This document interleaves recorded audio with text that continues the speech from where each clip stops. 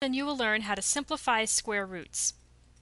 So for number 1, the square root of 20, whenever you're simplifying square roots, you want to write the prime factorization of the number.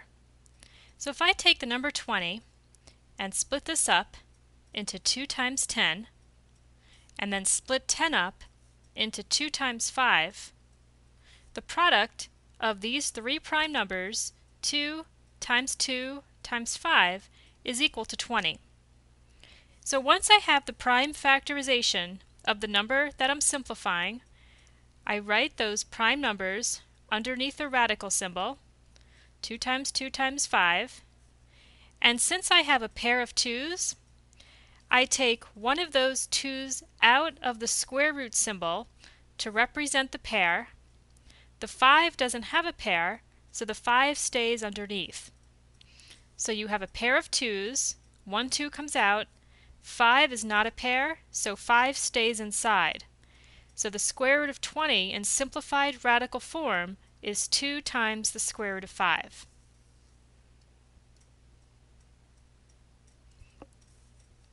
So same for square root of 48.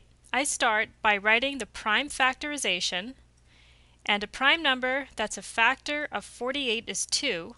So I have 2 times 24, and then I break down 24 to 2 and 12, and then 12 is 2 times 6, and then 6 is 2 times 3. So the prime numbers that multiply to 48 are 4 2's and 1 3. So I take only those circled numbers, the circled numbers are the prime numbers, and put them under the square root symbol,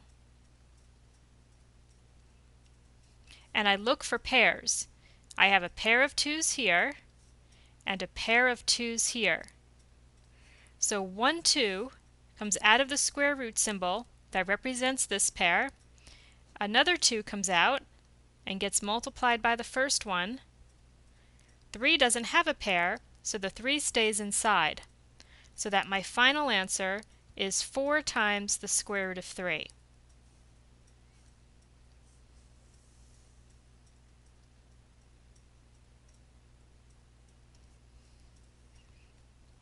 So for 72, I have 2 times 36 is equal to 72. So this one has a shortcut, and the shortcut is that 36 is a perfect square. 6 times 6 is equal to 36.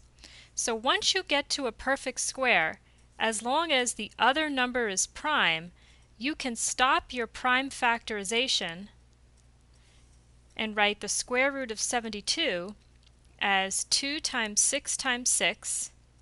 I have a pair of 6's, so 1 6 comes out to represent the pair, but the 2 stays inside. Now let's assume that you didn't start with 2, and instead you started with 9 and 8.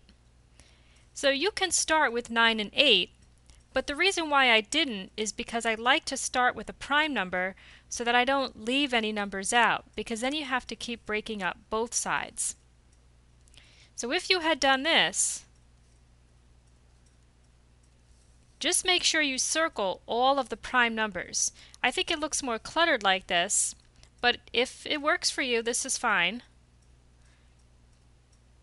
And if I look at all of the numbers and just group them together, I have 2 number 3's and 3 number 2's. I have a pair of 3's and a pair of 2's. 1 3 comes out to represent the pair of 3's.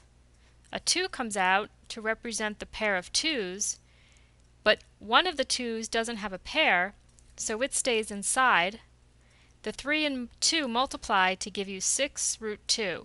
So the answer is the same, and either method is fine. They both give you 6 root 2.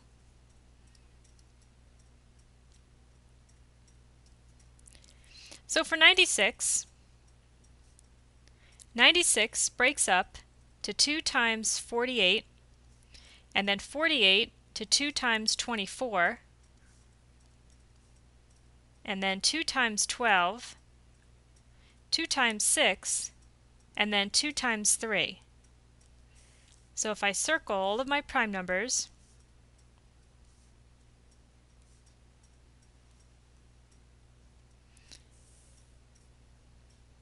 I have 5 2s and 1 3.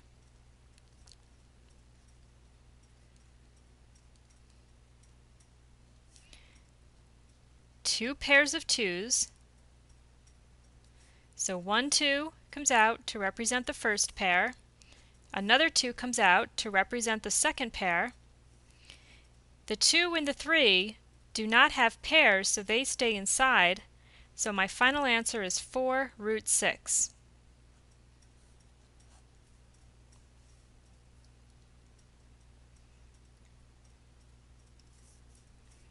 So for number 5, the square root of 288, the number's even, so I'll just start with 2. And when I take 288 and divide it by 2, I get 144. So hopefully you recognize 144 as being a perfect square, 12 times 12, because once you get the other number to be a perfect square, as long as the first number is prime, you can stop. So we have 2 times 12 times 12.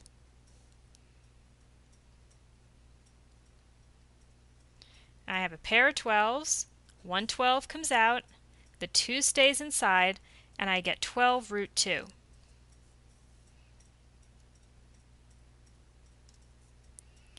For number 6, negative 4 times the square root of 68. So let's just look at the square root of 68. So we break up 68 as 2 times 34, and then 34 as 2 times 17. So 2 times 2 times 17 are all prime. And this negative 4, I'm just going to leave that on the outside, and anything I take out will just get multiplied by negative 4. 2 times 2 times 17, I circle my pair of 2s, and one of those pairs comes out, but the 17 stays in. Negative 4 times 2 is negative 8, so it's negative 8 times the square root of 17.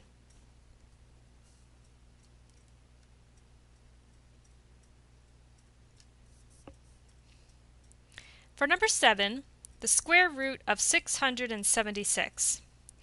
So 676 is even, and we can break this up as 2 times 338, and 338 is 2 times 169, and 169 is 13 times 13. Now this is as far as I can go, and all of these numbers are prime. And if I take the square root of 676 and write it as 2 times 2 times 13 times 13, I have a pair of 2s, a pair of 13s, 1 2 comes out to represent this pair, a 13 comes out to represent this pair, there's nothing left inside, 2 times 13 is 26, so this means that the number 676 was a perfect square.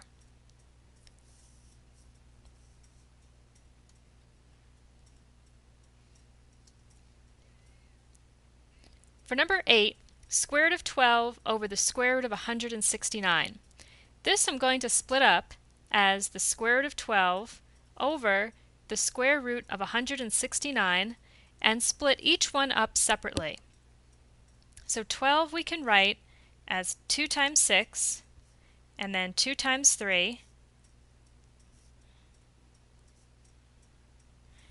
and then 169, the only way we can split up this number is 13 times 13.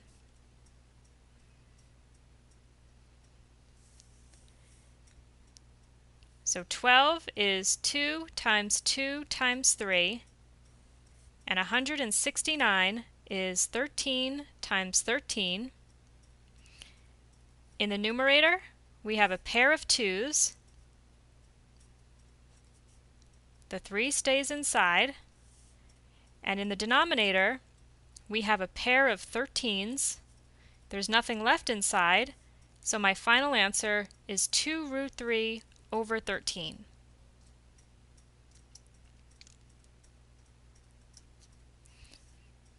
Same for number 9. I'll split this up as the square root of 55 over the square root of 324.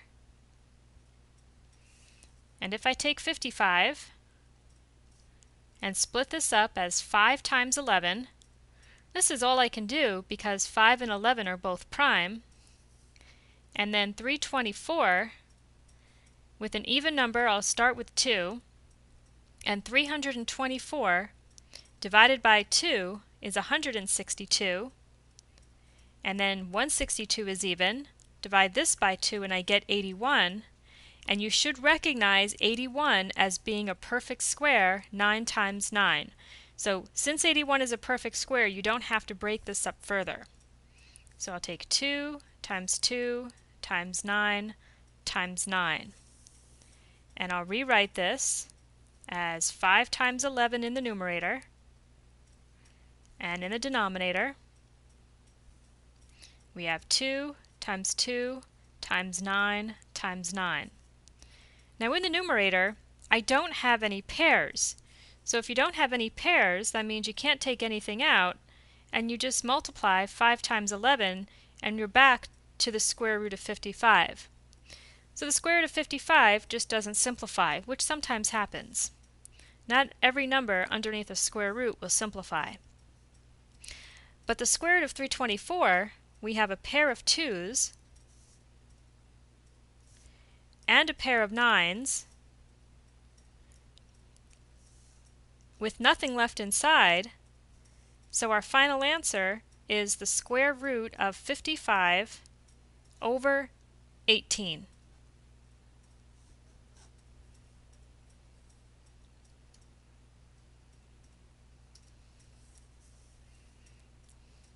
For number 10, the square root of x squared means we have two x's, x times x. So we have a pair of x's, one x comes out for this pair, there's nothing left inside, so our answer is x.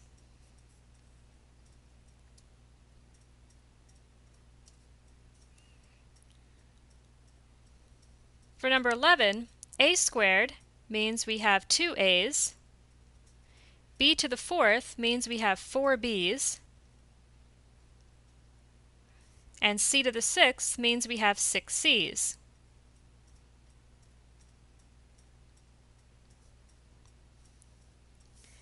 So we have a pair of a's, we take out one of those a's to represent the pair.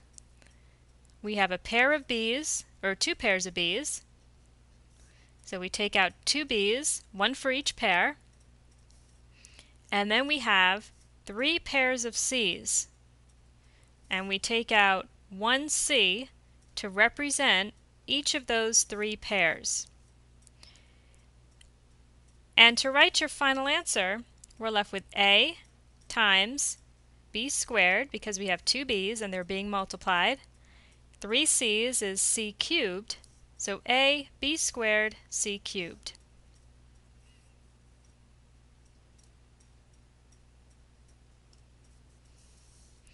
So for number 12, a to the fifth means we have 5 a's,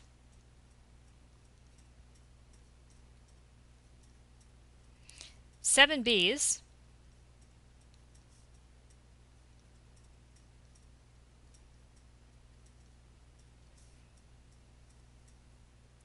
and that c is c to the first, so we have 1 c. So if I look at my a's, I have two pair of a's, but one left over.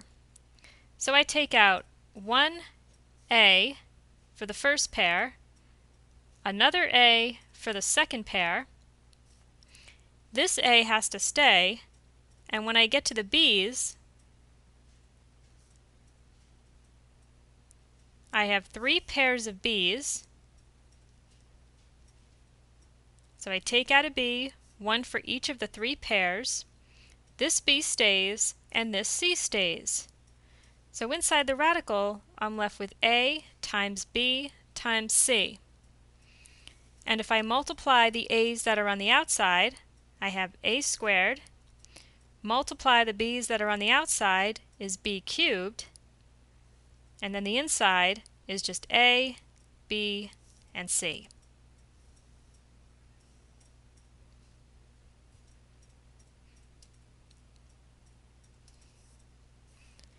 For number 13, we have the square root of 500x squared.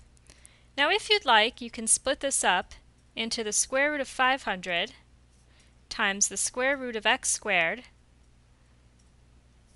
so that when you see that you have 500, a number now, we have to do the prime factorization. And if I start with 5 and 100, 100 is a perfect square because it's 10 times 10, so I can stop my prime factorization and write this as 5 times 10 times 10.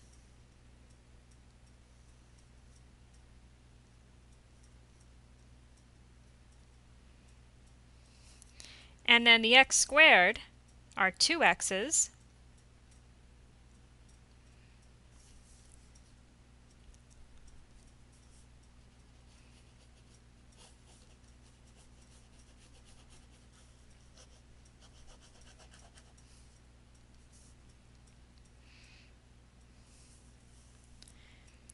For the square root of 500x squared, I'm going to start to write the prime factorization of 500.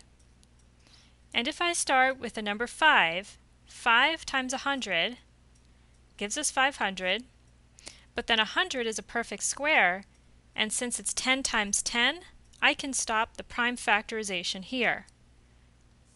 And I can write the square root of 500 as 5 times 10 times 10, and then x squared as x times x. So the same thing, even though I have a combination of numbers and letters, I have a pair of tens and a pair of x's. The 5 stays inside, and I have 10x times the square root of 5.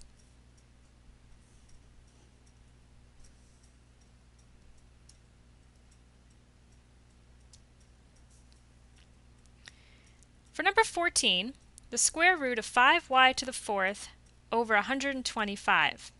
So with the fractions, I like to split these up as two separate square roots, the square root of 5y to the 4th over the square root of 125. And if I take first the number 5, 5 is already prime, so I have to leave it the way it is.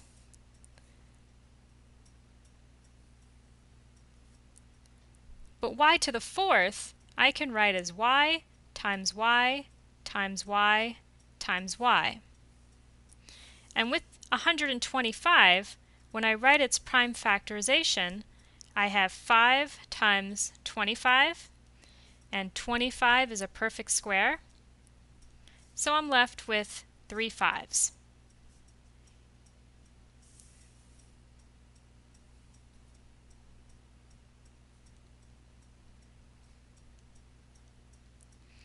So now that I have everything expanded out, the first thing I notice is that both the numerator and denominator have a 5. So you can cancel them to make the numbers smaller. In the numerator, I have 2 pairs of y's, so I take out 1 y for each pair. And in the denominator, I have a pair of 5's, so 1 5 for the pair. So nothing is left underneath the radical, so y times y is y squared over 5.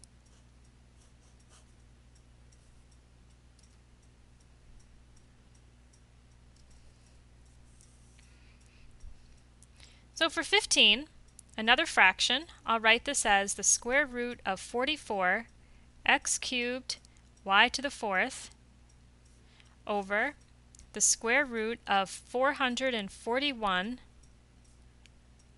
z to the 6th.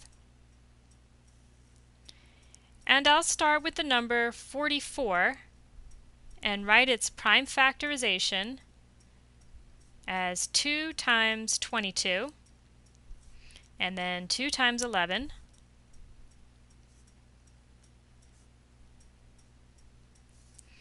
And then I'll move on to the number 441. And for 441, I can't start with 2 because 441 is odd, but I'll start with 3. And I know that 3 will work because if I add up the digits of 441, I get 9.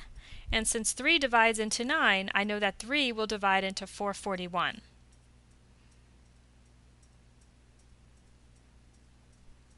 So 3 times 147 is 441, and I'll divide this by 3 again.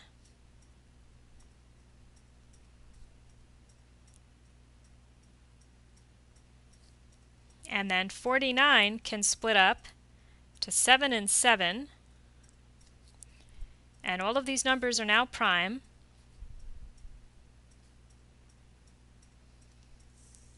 So if I split the fraction and now expand it, 44 is 2 times 2 times 11. X cubed is x times x times x. Y to the fourth, I write 4y's.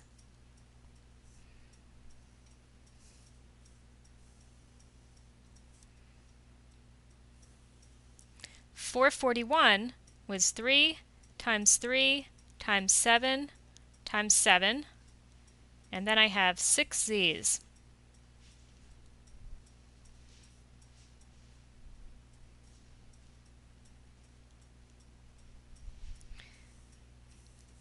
And starting with the numerator, I have a pair of 2's, a pair of x's, and 2 pairs of y's. So outside the radical, I'm going to take out a 2, an x, and 2 y's, representing each of the pairs, but underneath the radical, I have 11 and an x. In the denominator, I have a pair of 3's, a pair of 7's, and 3 pairs of z's. So everything is a pair in the denominator, so I'll have nothing left inside.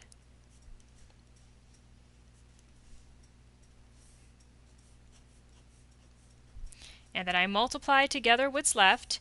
2x times y is 2xy squared times the square root of 11x over 21, because I take 3 times 7, z to the third.